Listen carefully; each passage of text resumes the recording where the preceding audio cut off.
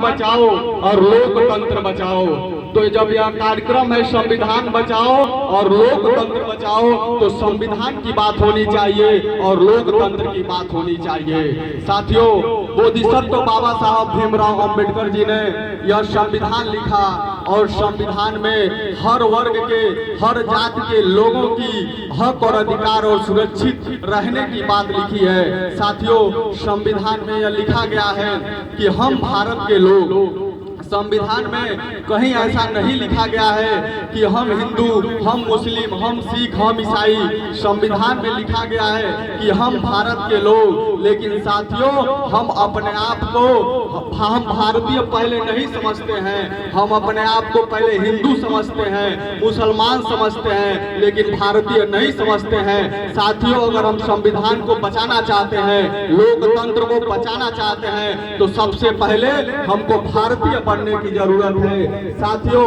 आप अगर कहीं सफर कर रहे हो और किसी स्टेशन पर रुके हो और स्टेशन पर टोटी खुली हुई हो और पानी गिर रहा हो, तो पानी को गिरते हुए देखने वाला व्यक्ति हिंदू हो सकता है, मुसलमान हो सकता है, लेकिन वो भारतीय नहीं हो सकता है। अगर उसको भारतीय होना होगा तो उस गिरते हुए पानी को बंद करना होगा।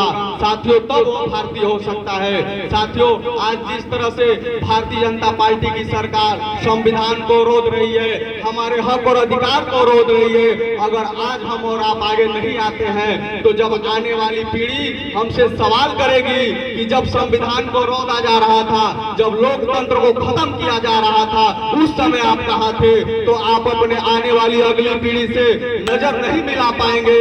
साथियों, आप लोगों को आगे आकर बढ़ चढ़कर आज लोकतंत्र और संविधान को बचाने की जरूरत है। साथियों, मैं कहना चाहता हूं कि साथियों, आज हम मंच पे खड़े होकर बोल रहे हैं। साथियों, अगर आज बाबा साहब भीमराव अंबेडकर जी का संविधान नहीं होता तो हम आप लोगों के बीच में आकर नहीं बोल पाते। साथियों, आज बाबा साहब के संविधान की देन है कि हम आप लोगों के बीच में बोल रहे हैं। जितना मेरे ऊपर मेरे माँ और बाप का कर्ज नहीं है, उससे कहीं ज्यादा कर्ज बाबा साहब भीमराव अंबेडकर का मेरे ऊपर है। साथियों, मेरे माँ और बाप ने सिर्फ जन्म दिया है और मुझको पैदा किया है, लेकिन बाबा साहब भीमराव अंबेडकर का संविधान हमको पढ़ने का अधिकार दिया है, हमको बोलने का अधिकार दिया है। साथियों, इस जुल्मी सरकार में जो अत्याचार उत्पीड़न हम देख रहे हैं, जब हमारे नौजवान भाई अपने हक और अधिकार की लड़ाई लड़ने के लिए लखनऊ में आंदोलन कर रहे हैं, तो यही भारतीय जनता